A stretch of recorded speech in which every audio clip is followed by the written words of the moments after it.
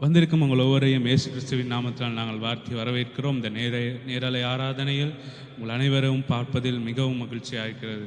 இந்த நேரத்தில் நாங்கள் ஜெபம் பண்ணுவோம். இந்த நேரத்தை நாங்கள் ஒப்படைத்து ஹல்லேலூயா. சுவாமி உமக்கு நன்றி செலுத்துகிறோம் ஐயா. சுவாமி இந்த காலை நேரத்திலும் கர்த்தாவே சுவாமி ஒரு புதிதான நாளை கொடுத்து ஆண்டவரே இந்த நாளை ஆசீர்வதித்து ஆண்டவரே மண்டையில் ஆண்டவரே நாங்கள் வந்து உம்மை நமஸ்கரிக்க கொடுத்த தருணத்துக்காக உமக்கு நன்றி ஆண்டவரே. நாங்கள் சபையாராக இல்லாவிட்டாலும் ஆண்டவரே ஆங்காங்கே ஆண்டவரே நாங்கள் இந்த நேரடியை பார்த்து கொண்டு கர்த்தாவே சுவாமி இந்த நமஸ்கரிய காரியத்தை நாங்கள் செய்வது உமது மகிமைக்கின்றே கர்த்தாவே சுவாமி. ஆண்டவரே இந்த நேரத்தை ஆசீர்வதியும் கர்த்தாவே சுவாமி. நீரே கர்த்தாவே ஆண்டவரே ஒவ்வொரு மனிதனின் வாழ்க்கையில் நீர் பேச வேண்டுமா உம்மை கேட்டுக்கொள்கிறேன் கர்த்தாவே சுவாமி.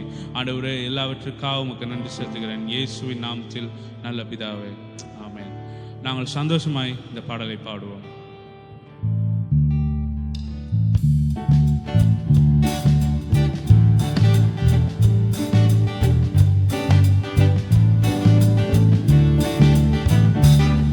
எனக்கு உம்மை விட்டா யாரும் இல்லப்பா, உங்க அன்பை விட்டா எதுவும் இல்லப்பா. எனக்கு உம்மை விட்டா யாரும் இல்லப்பா, உங்க அன்பை விட்டா எதுவும் இல்லப்பா. என் ஆசை நீங்கப்பா, என் தேவை நீங்கப்பா, என் சொந்தம் நீங்கப்பா, என் சொத்து நீங்கப்பா, என் ஆசை நீங்கப்பா, என் தேவை நீங்கப்பா, என் சொந்தம் நீங்கப்பா, என் சொத்து நீங்கப்பா. காண்கின்ற எல்லாம் ஒரு நாள் கலைந்து போகுமே, தொடுகின்ற எல்லாம் ஒரு நாள் தொலைந்து போகுமே. காண்கின்ற எல்லாம் ஒரு நாள் கரைந்து போகுமே, தொடுகின்ற எல்லாம் ஒரு நாள் தொலைந்து போகுமே. என் ஆசை நீங்கப்பா, என் தேவை நீங்கப்பா, என் சொந்தம் நீங்கப்பா, என் சொத்து நீங்கப்பா. என் ஆசை நீங்கப்பா, என் தேவை நீங்கப்பா, என் சொந்தம் நீங்கப்பா, என் சொத்து நீங்கப்பா. உலகத்தின் எல்லாம் ஒரு நாள் நிலையாய் நிற்குமோ, அழியாத செல்வம் நீரே போதும் இயேசுவே. உலகத்தின் செல்வம் எல்லாம் நிலையாய் நிற்குமோ, அழியாத செல்வம் நீரே போதும் இயேசுவே. என் ஆசை நீங்கப்பா, என் தேவை நீங்கப்பா, என் சொந்தம் நீங்கப்பா, என் சொத்து நீங்கப்பா. என் ஆசை நீங்கப்பா, என் தேவை நீங்கப்பா, என் சொத்து நீங்கப்பா, என் சொந்தம் நீங்கப்பா. எனக்கு உம்மை விட்டா யாரும் இல்லப்பா, உங்க அன்பை விட்டா எதுவும் இல்லப்பா. எனக்கு உம்மை விட்டா யாரும் இல்லப்பா, உங்க அன்பை விட்டா எதுவும் இல்லப்பா. என் ஆசை நீங்கப்பா, என் தேவை நீங்கப்பா, என் சொத்து நீங்கப்பா, என் சொந்தம் நீங்கப்பா. என் ஆசை நீங்கப்பா, என் தேவை நீங்கப்பா, என் சொந்தம் நீங்கப்பா, என் சொத்து நீங்கப்பா. ஹல்லேலூயா. கர்த்தாவே சுவாமி, ஆண்டவரே என் ஆசையும் ஆண்டவரே என் தேவையும் ஆண்டவரே என் சொத்துமாய் இருக்கிறீர் கர்த்தாவே. அதற்காக உமக்கு நன்றி கர்த்தாவே சுவாமி. ஹல்லேலூயா. கர்த்தாவே சுவாமி உம்மை துதிக்கிறோம் கர்த்தாவே, உமக்கு நன்றி செலுத்துகிறோம் கர்த்தாவே சுவாமி. ஆண்டவரே இந்த நேரத்திலும் ஆண்டவரே நாங்கள் வருகிறோம் கர்த்தாவே சுவாமி. உமது பாதை அண்டையில் கர்த்தாவே வறண்டு போய் ஆண்டவரே சுவாமி எனக்கு யாருமே இல்லை என்று ஆண்டவரே எத்தனையோ பேர் மனதில் கர்த்தாவே அந்த ஆண்டவரே அந்த பயங்கரமான ஒரு காரியம் அவர்களை சூழ்ந்து கொண்டே இருக்கிறது கர்த்தாவே சுவாமி. ஆண்டவரே அவர்களை நிரப்புங்க கர்த்தாவே. ஆண்டவரே அவர்களோடு சொந்தமாக நீர் வாரும் கர்த்தாவே சுவாமி. ஆண்டவரே என்னென்ன சூழ்நிலைகளும் அவர் கடந்தாலும் கர்த்தாவே சுவாமி நீங்க கத்தாவே அதை சூழ்நிலை மாற்றுறதவனாக இருக்கிறீர் கத்தாவே சுவாமி. துதிக்கிறோம், உமக்கு நன்றி செலுத்துகிறோம் கத்தாவே சுவாமி.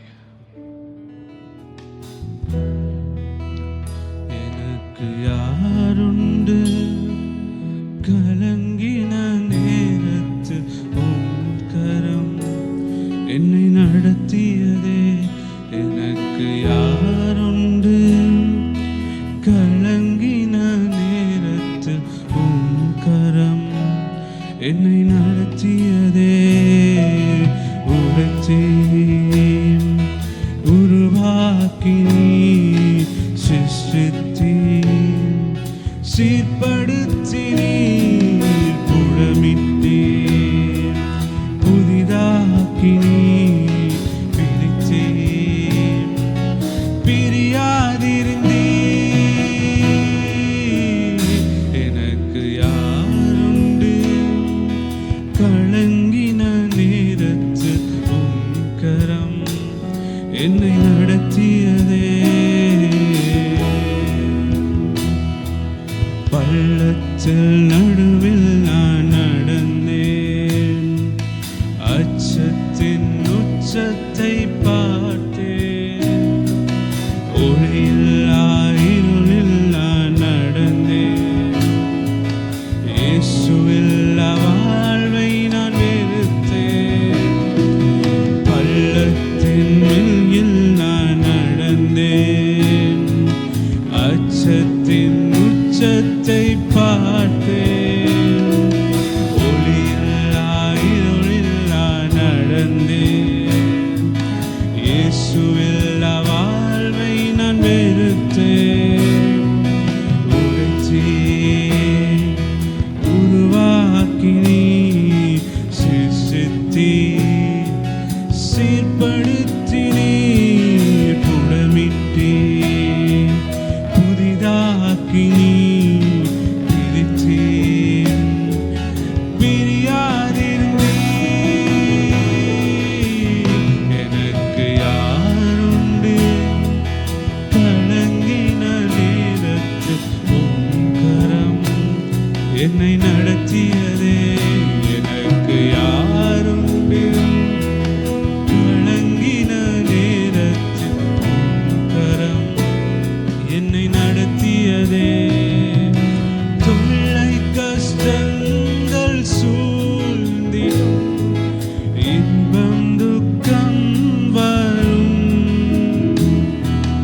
இன்பத்தில் துன்பம் நேர்ந்திடும், இருளாய் தோன்றும் எங்கும். சோதனை வரும் வேளையில் சொற்கேட்கும் செவியிலே, பரத்திலிருந்து ஜெயம் வரும், பரன் என்னை காக்க வல்லோ. பரத்திலிருந்து ஜெயம் வரும், பரன் என்னை காக்க வல்லோ. காக்கும் வல்ல மீட்பர் உண்டெனக்கு, உண்டெனக்கு, உண்டெனக்கு. காக்கும் வல்ல மீட்பர் உண்டெனக்கு, காத்திடுவார் என்றுமே, காத்திடுவார் என்றுமே. ஹல்லேலூயா, ஹல்லேலூயா. சுவாமி உம்மை துதிக்கிறோம், உமக்கு நன்றி செலுத்துகிறோம் கர்த்தாவே, உம்மை துதிக்கிறோம்.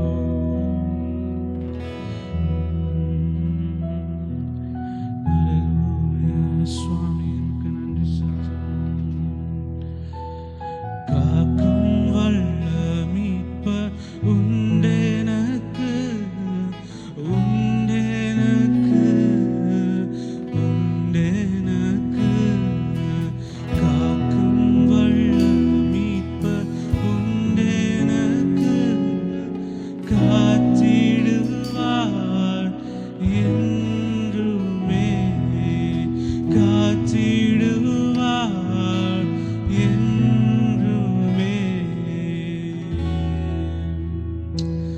சுவாமி.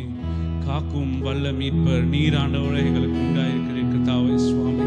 ஆண்டவரே, அதற்காக நாங்கள் நன்றி செலுத்துகிறோம் கர்த்தாவே சுவாமி. ஆண்டவரே, நாங்கள் தனிமையில் வாடின போது ஆண்டவரே உமது கரம் ஆண்டவரே எங்களை சூழ்ந்து கொண்டது கர்த்தாவே சுவாமி.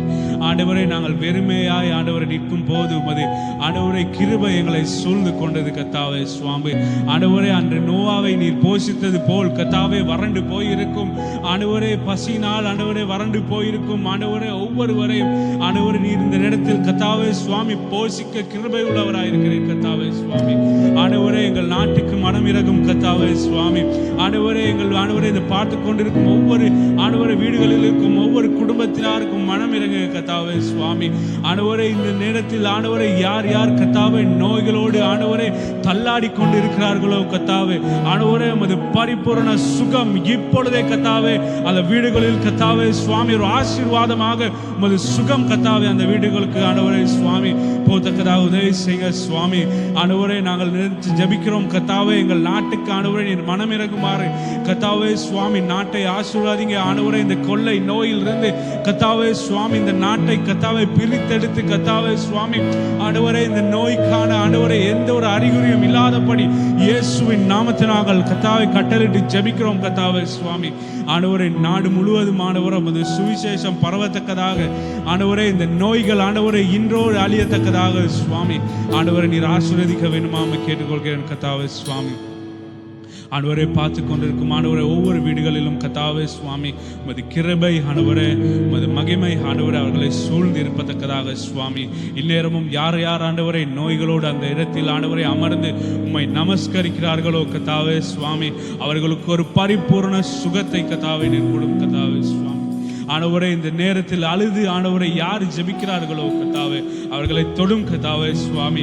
ஆண்டவரே, அவர்களை காண்கிற தேவனா இருக்கிறீர் ஆண்டவரே உமது பரிசுத்த கிருபை ஆண்டவரே அவர்களை ஆசீர்வதிக்க வேண்டுமா கேட்டுக்கொள்கிறேன் கர்த்தாவே சுவாமி. ஆண்டவரே, நீரை எல்லாவற்றையும் கர்த்தாவே ஆசீர்வதித்து வழிநடத்த வேண்டுமா கேட்டுக்கொள்கிறேன் இயேசுவின் நாமத்தில் நல்ல பிதாவே, ஆமென். ஆமென். ஸ்ரீலங்கா கல்வாரி சபையின் தமிழ் ஆராதனை வேலைக்கு உங்களை மிகவும் அன்போடு வரவேற்கின்றோம். எங்கள் ஜெபமானது நீங்கள் ஆவியோடும் உண்மையோடும் கர்த்தராகிய இயேசு கிறிஸ்துவை ஆராதிப்பதே. தேவனுடைய பரிசுத்த வார்த்தை உங்களுடைய வாழ்வுக்கு வழிநடத்தலும் சமாதானமும் ஆறுதலையும் பெற்றுத் தருவதாக. எல்லாவற்றுக்கும் மேலாக உன்னதமான அன்பு கர்த்தராகிய இயேசு கிறிஸ்துவின் அன்பை ருசி பார்க்கும் போது உங்கள் வாழ்வில் பெரிதான மாற்றம் உண்டாகட்டும்.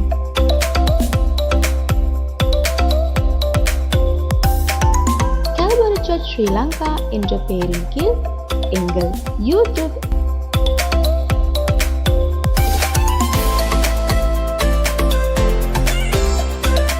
ஃபேஸ்புக்,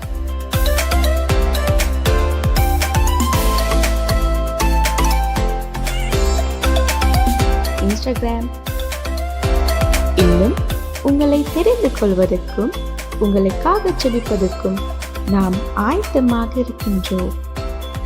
தயவு செய்து கீழ்காணும் தொலைபேசி இலக்கமூடாக எங்களுடன் இணைந்து கொள்ளுங்கள் மற்றும் www.calvarychurchsrilanka.com என்ற இணையதளத்தின் மூலமாகவும் எங்களுடன் உங்களுக்கு இணைந்து கொள்ளலாம்.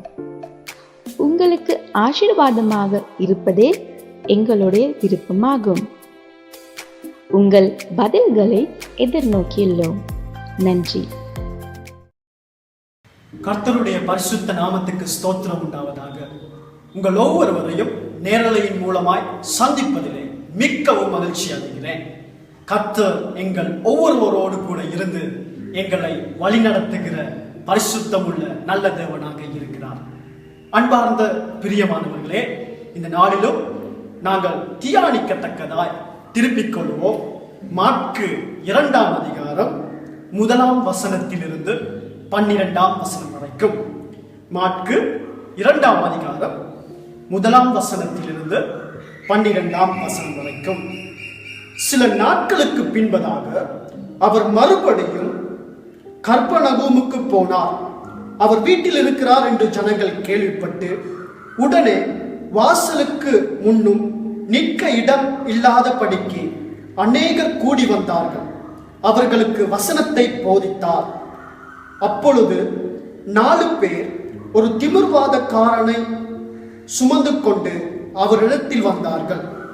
ஜனக்கூட்டத்தின் நிமித்தம் அவர்களுக்கு சமீபமாய் சேரக்கூடாமல் அவர் இருந்த வீட்டின் மேற்கூரையை பிரித்து திறப்பாக்கி திமிர்வாதக்காரன் கிடக்கிற படுக்கையை இறக்கினார்கள். இயேசு அவர்கள் விசுவாசத்தை கண்டு திமிர்வாதக்காரனை நோக்கி, மகனே, உன் பாவங்கள் உனக்கு மன்னிக்கப்பட்டது என்றார். அங்கு உட்கார்ந்திருந்த வேத பாரகரில் சிலர், இவன் இப்படி தேவதூஷணம் சொல்லுகிறது என்ன? தேவன் ஒருவரே அன்றி பாவத்தை மன்னிக்கத்தக்கவன் யார் என்று தங்கள் இருதயங்களிலே சிந்தித்துக் கொண்டிருந்தார்கள். அவர்கள் தங்களுக்குள்ளே இப்படி சிந்திக்கிறார்கள் என்று இயேசு உடனே தம்முடைய ஆவியிலே அறிந்து அவர்களை நோக்கி, நீங்கள் உங்கள் இருதயங்களில் இப்படி சிந்திக்கிறது என்ன? உன் பாவம் உனக்கு மன்னிக்கப்பட்டது என்று சொல்லுவதா, எழுந்து உன் படுக்கையை எடுத்துக்கொண்டு நடவென்று சொல்லுவதா? எது எளிது? பூமியிலே பாவங்களை மன்னிக்க மனுஷகுமாரனுக்கு அதிகாரம் உண்டு என்பதை நீங்கள் அறிய வேண்டும் என்று சொல்லி திமிர்வாதக்காரனை நோக்கி, நீ எழுந்து உன் படுக்கையை எடுத்துக்கொண்டு உன் வீட்டுக்கு போ என்று உனக்கு சொல்லுகிறேன் என்றார்.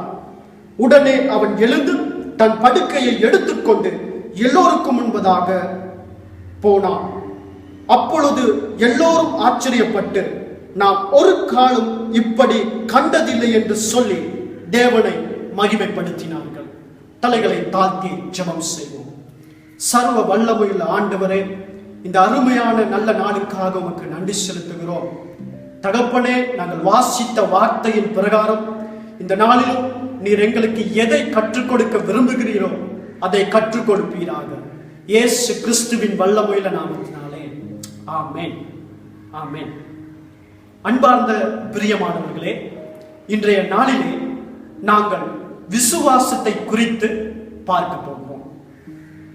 இன்னைக்கு நாங்கள் வாழுகிற உலகத்தில் எங்கு பார்த்தாலும் நாங்கள் கேள்விப்படுகிற ஒரு காரியம் வியாதி, வைரஸ்.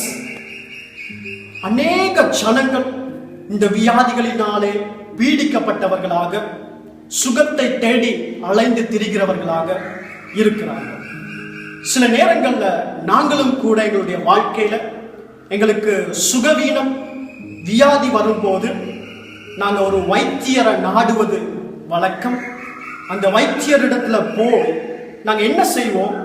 சில நேரங்கள்ல வைத்தியருடைய ஆலோசனையை பெற்றுக்கொண்டு அவர் அந்த வியாதிக்கு என்ன மருந்து கொடுக்கிறார் என்பதை அறிந்து கொள்வோம். அது மாத்திரமல்ல, சில நேரங்கள்ல வைத்தியர் ஒரு பாமசியாரிடம் கொண்டு போயிட்டு வாங்கி கொள்ளுங்கன்னு சொல்லத்தக்கதாக ஒரு துண்டை எழுதி கொடுப்பார். அதை பெற்றுக்கொண்டு பாமசியாரிடம் கொடுத்து நாங்க மருந்துகளை வாங்கி கொண்டு வீட்டுக்கு கொண்டு போய் நேரத்துக்கு நேரம் சரியாக தவறாமல் நாங்கள் நம்பிக்கையோடு விசுவாசத்தோடு நாங்கள் பருகுவது வழக்கம். நாங்கள் சந்தேகப்பட மாட்டோம். வைத்தியர் சொன்னதான அதே காரியத்தையா, அதே மருந்தையா அந்த பாமசியார்கள் எங்களுக்கு கொடுத்தாங்கிறதான சந்தேகம் இல்லாதபடி நாங்க அந்த மருந்தை நாங்கள் பருகுவோம். அதே மாதிரில தான் நாங்க இன்றைக்கு நாள்ல பார்க்க போகிறதும் அதே விசுவாசத்தை குறித்து நாங்க பார்க்க போகிறோம். இந்த இடத்துல நாங்க வாசித்த வேத பகுதியின் பிரகாரம் இயேசு கற்பநகூம்ங்கிறதான ஒரு கிராமத்துக்கு போகிறார். அந்த கிராமத்துக்கு போகும்போது 4 பேர் ஒரு திமிர்வாதக்காரனை சுமந்து கொண்டு வருகிறத நாங்க பார்க்கிறோம்.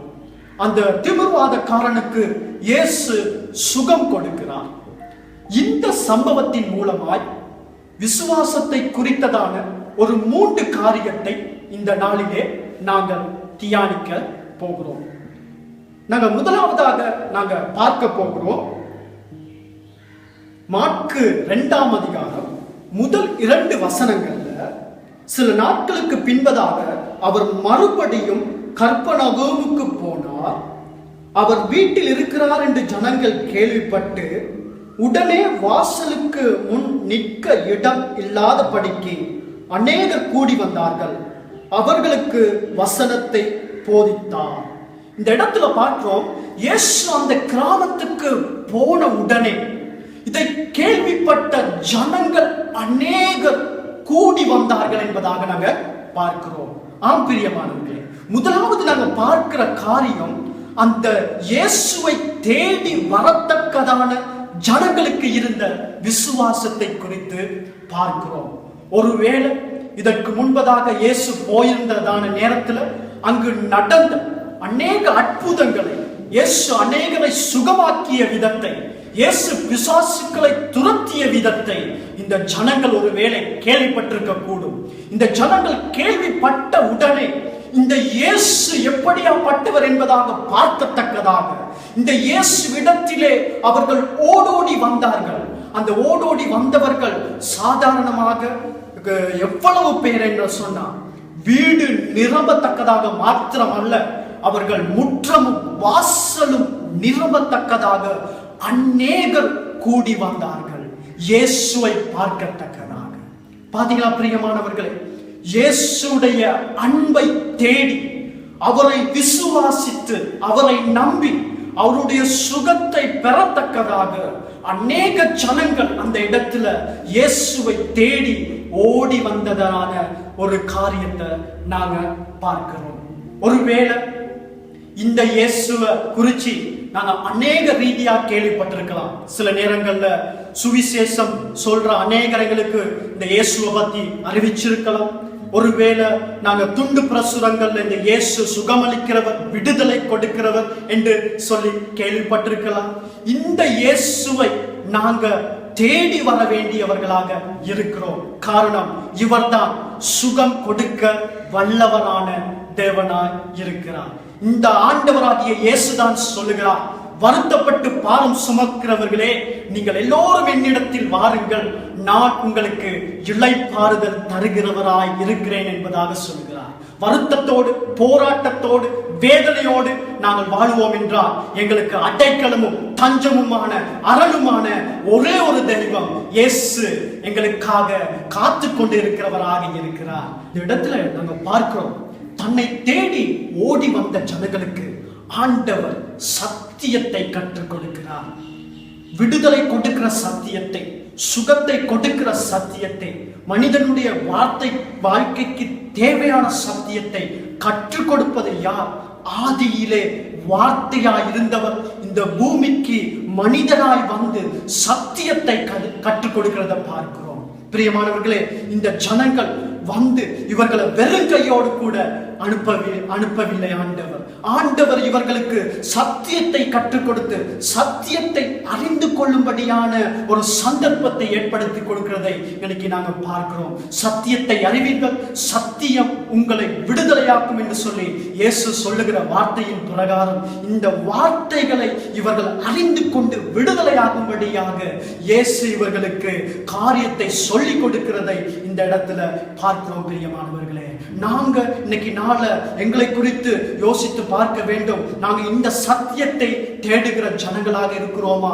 எல்லா துன்பங்கள், கஷ்டங்கள், போராட்டங்களின் மத்தியிலே சத்தியத்தில் நடக்கிற, சத்தியத்தை பிடித்துக் கொள்ளுகிற ஜனங்களாக இருக்க வேண்டும் என்பதை இயேசு விரும்புகிறவராக இருக்கிறார். பிரியமானவர்களே, அதே போல நாங்க இந்த இடத்துல இரண்டாவதாக பார்க்க போகிற காரியம், மாற்கு 2ஆம் அதிகாரம் 3ஆம் வசனத்திலிருந்து 5ஆம் வசனம் வரைக்கும் அந்த இடத்துல 4 பேர் ஒரு திமிர்வாதக்காரனை சுமந்து கொண்டு வந்ததை நாங்க பார்க்கிறோம்.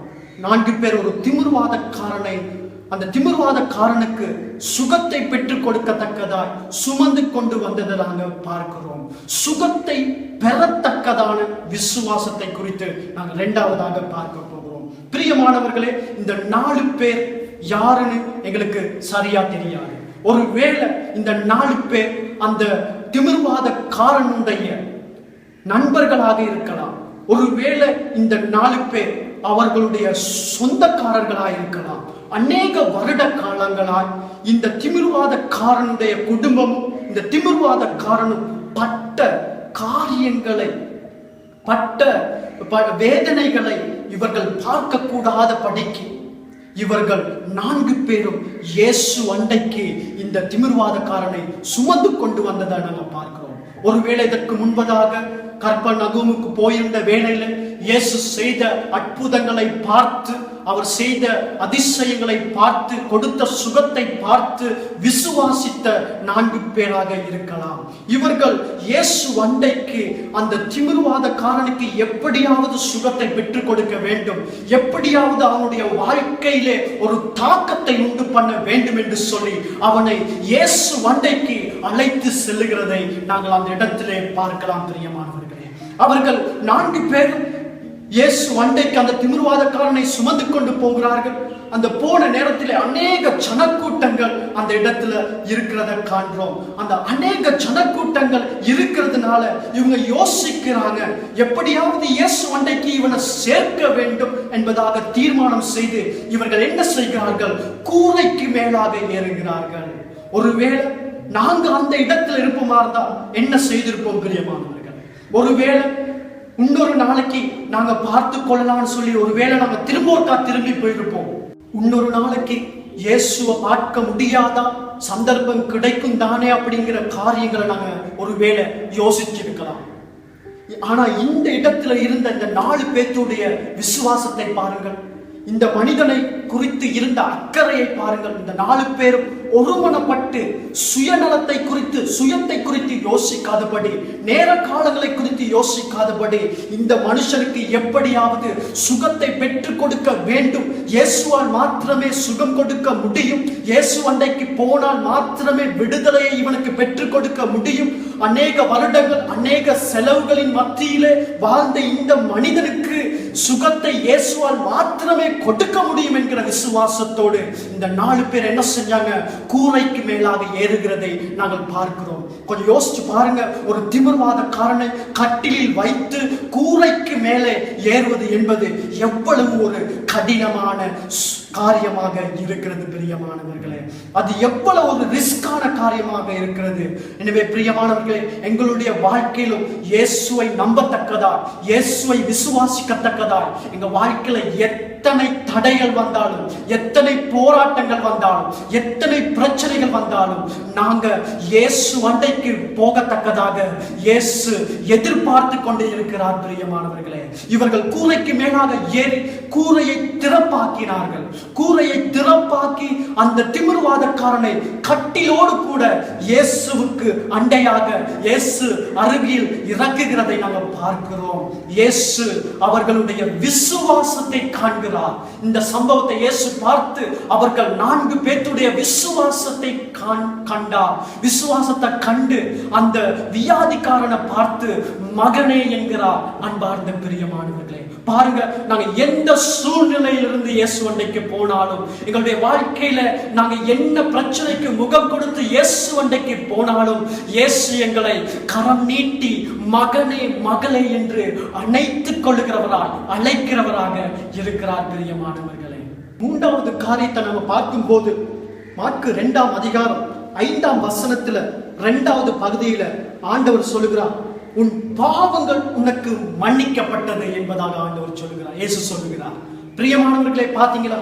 இந்த இடத்துல பாவத்தை மன்னிக்கத்தக்கதான விசுவாசம் வேண்டும் என்பதை குறித்து 3வதாக நாங்க பார்க்க போகிறோம். இந்த இடத்துல பாவத்தை மன்னிக்கிற தேவனாக இயேசு அந்த இடத்துல அந்த திமிர்வாதக்காரனை பார்த்து சொல்லுகிறார், மகனே உன் பாவங்கள் உனக்கு மன்னிக்கப்பட்டது. ஒருவேளை வியாதிக்காக நாங்க வைத்தியர்களிடம் போய், நிபுணர்களிடம் போய் அந்த வியாதிகளை சுகப்படுத்திக் கொள்ளலாம், பணத்தை செலவழிச்சு எப்படியாவது சுகப்படுத்திக் கொள்ளலாம். சுகப்படுத்த முடியாத ஒரே ஒரு வியாதி என்றால் அது பாவம் பிரியமானவர்களே. அது யாருக்கு இடத்திற்கு போனாலும், எவ்வளவு செலவழித்தாலும் அந்த பாவம் என்கிற, அந்த சாபம் என்கிற வியாதியிலிருந்து சுகம் பெற முடியாது. இந்த இடத்துல நாங்க பார்க்கிறோம், அந்த திமிர்வாதக்காரன் இயேசு அண்டைக்கு போன மாத்திரத்தில் இயேசு அவனை மகனாக ஏற்றுக்கொள்கிறார். மகனாக ஏற்றுக்கொண்டவுடன் அவனை பார்த்து, மகனே உன் பாவங்கள், அந்த வியாதிக்கு ஏதுவாயிருந்த பாவங்களை முதலாவது மன்னிக்கிறத நாங்கள் பார்க்கிறோம். இந்த இடத்துல உன் பாவங்கள் உனக்கு மன்னிக்கப்பட்டது என்பதாய் இயேசு சொன்ன மாத்திரத்துல அந்த இடத்தில் அமர்ந்திருந்த வேத பாரகர்கள் அவர்கள் தர்க்கிக்க ஆரம்பித்தார்கள்.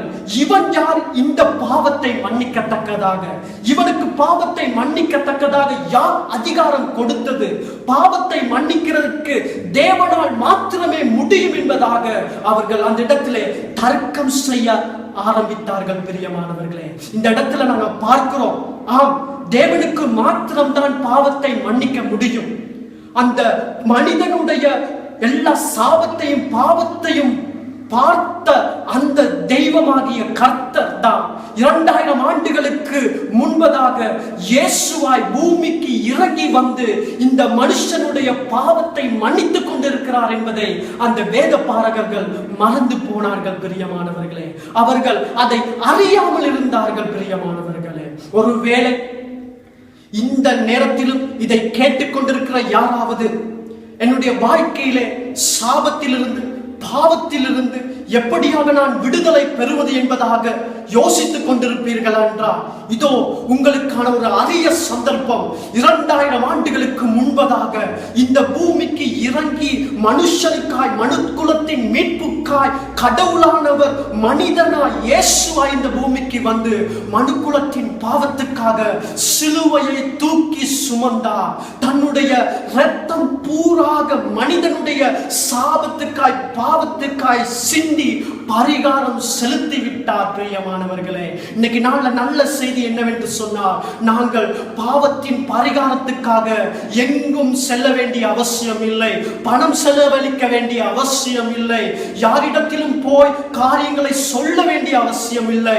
நீங்கள் இந்த இயேசுவை 2000 ஆண்டுகளுக்கு முன்பதாய் பூமிக்கு இறங்கி வந்து மனிதனுடைய பாவத்துக்காய், சாபத்துக்காய், மனிதனுடையதான வாழ்க்கைக்காய் தன்னுடைய உயிரை தியாகமாய் கொடுத்த, இரத்தத்தை தியாகமாய் கொடுத்த இயேசுவை விசுவாசிப்போம் என்றால் இன்றே எங்களுக்கு பாவத்தில் இருந்தும் சாபத்தில் இருந்தும் அந்த தீராத நோயாகிய பாவம் என்கிற வியாதியிலிருந்து இயேசு எங்களுக்கு விடுதலை கொடுக்க வல்லவராக இருக்கிறார். பிரியமானவர்களே, எனவே இந்த 3 காரியத்தையும் நாங்கள் சற்று யோசித்து பார்ப்போம். முதலாவது, நாங்கள் இயேசு அண்டைக்கு வர வேண்டும். அந்த ஜனங்களுக்கு இருந்த விசுவாசத்தோடு இயேசுவை தேடி வர வேண்டியவர்களாக இருக்கிறோம். இரண்டாவதாக நாங்கள் பார்க்கிறோம், அந்த 4 பேருக்கு சுகத்தை பெற்றுக் கொடுக்கத்தக்கதாக இருந்த விசுவாசம் எங்களுக்குள்ளாகவும் இருக்க வேண்டும் என்பதை ஆண்டவர் இயேசு விரும்புகிறவராக இருக்கிறார். மூன்றாவதாக, இயேசு மாத்திரமே பாவத்தை மன்னிக்க வல்லவர். அந்த இயேசுவுக்கு மாத்திரமே பாவ சாபத்திலிருந்து விடுதலை கொடுக்க முடியும் என்பதை விசுவாசிக்க வேண்டியவர்களாக இருக்கிறோம். காரணம், நானே பரிகாரியாகிய தேவன் என்பதாக வசனம் சொல்லுகிற பிரகாரம் நாங்க எங்களை ஆண்டவருக்கு இந்த காலை வேளையில ஒப்பு கொடுப்போம். ஆண்டவரே, நான் ஒரு பாவி, என்னுடைய பாவத்திலிருந்து எனக்கு விடுதலை வேண்டும், எனக்கு இந்த விசுவாசத்தை பெற்றுக்கொள்ளத்தக்கதாக, இந்த விசுவாசிக்கத்தக்கதான கிருபை வேண்டும் என்று சொல்லி இந்த காலை வேளையிலே நாங்கள் ஆண்டவருடைய சமூகத்திலே ஒப்பு கொடுத்து ஜெபம் பண்ணுவோம். கண்களை மூடி தலைகளை தாழ்த்தி ஜெபம் செய்வோமாக. சர்வ வல்லமையுள்ள இரக்கமுள்ள நல்ல ஆண்டவரே, இந்த காலை வேளைக்காக உமக்கு நன்றி செலுத்துகிறோம் ஐயா. இந்த காலை வேளையிலும் யாரா எனக்கு விசுவாசம் இல்லையே, என்னுடைய வாழ்க்கையிலே விசுவாசத்தை நான் காணவில்லையே, இந்த இயேசுவை என்னால் விசுவாசிக்க முடியவில்லை, நான் சாபத்துக்காய், பாவத்துக்காய், அந்த பாவ விமோசனங்களுக்காய் எங்கெல்லாம் தேடி அலைந்து கொண்டிருக்கிறேன், எனக்கு இன்னும் விடுதலை இல்லை என்று சொல்லி ஏங்கி தவித்துக் கொண்டிருப்பார்கள் என்று சொன்னார். இந்த காலை வேளை இதை கண்ணோக்கி பார்த்து கொண்டிருக்கிற இயேசு கிறிஸ்து மனிதனுடைய சாபங்களுக்காய், பாவங்களுக்காய் பரிகாரியாய் தன்னை ஒப்பு கொடுத்த இயேசு கிறிஸ்துவுடைய கிருபை ஒவ்வொருவருக்கு மேலாய் இறங்கட்டும். ஒவ்வொருவரையும் ஆண்டவர் தொட்டு பூரணமாய் விடுதலையாக்கி சுகப்படுத்தும்படியாய் இயேசுவின் நாமத்தினால் ஒப்பு கொடுக்கிறேன். ஜீவனுள்ள நல்ல பிதாவே, ஆமென். உம்மோடு இருப்பதுதான் என் உள்ளத்தின் வாஞ்சையா, உம் சித்தம் செய்வதுதான் என்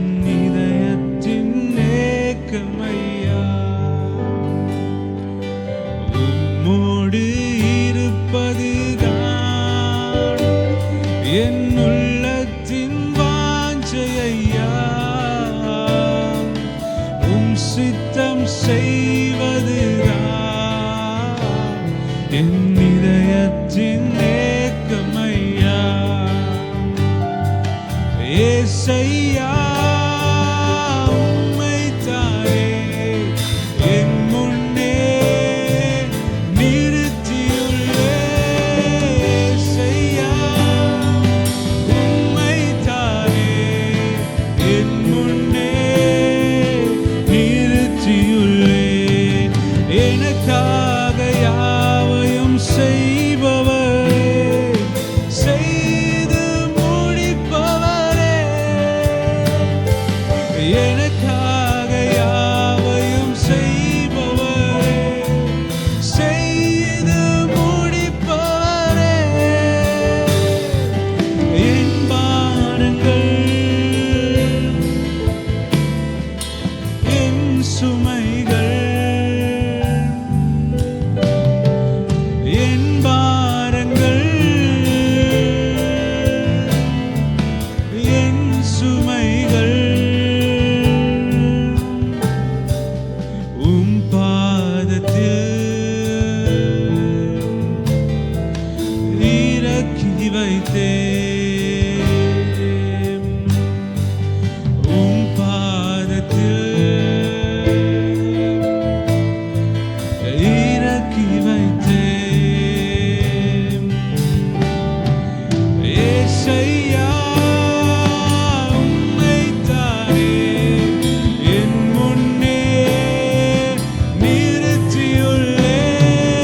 ஏசையா உம்மைத்தானே என் முன்னே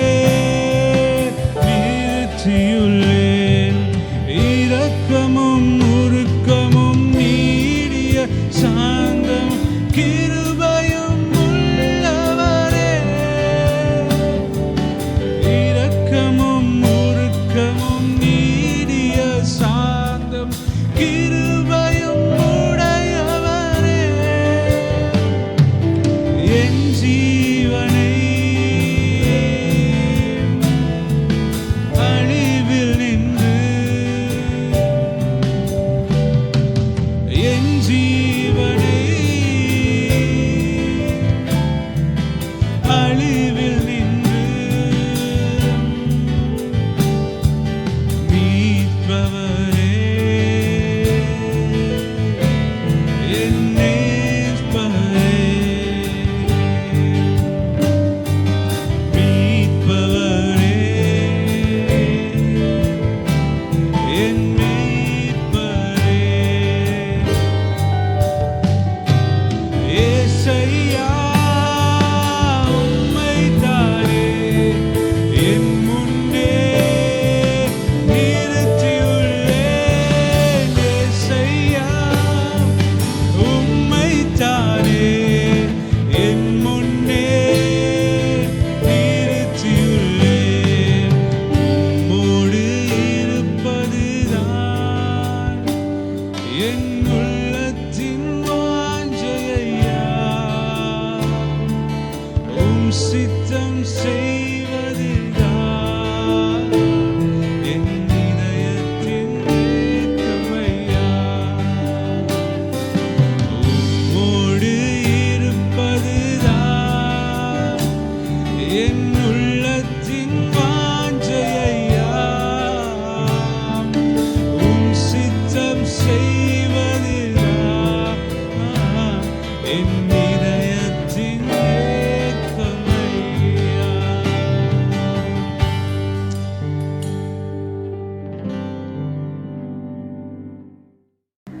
கர்த்தராகிய இயேசு கிறிஸ்துடைய கிருபையும் பிதாவாகிய தேவனுடைய அன்பும் பரிசுத்த ஆவியானவருடைய ஐக்கியம் உங்கள் அனைவரோடு கூட இருப்பதாக.